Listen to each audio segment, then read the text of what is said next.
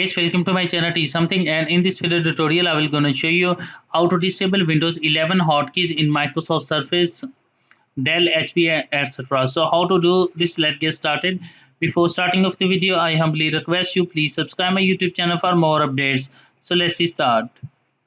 Okay guys, first of all in the search box type a registry editor. Open registry editor, right click, run as administrator. After opening a registry editor, first of all select a H key current user and expand it. After that select a software and expand it. After that select a Microsoft and expand it. After that find out a Windows and expand it. After that select a current version and expand it.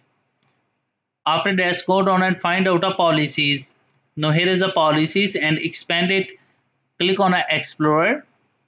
After that right click, click on a new and select a dword 32-bit value and set a name is N or no win keys. N is a capital, win, W is a capital and keys, K is a capital. So after that open it and set a value data is 1. Click OK. Close the registry editor.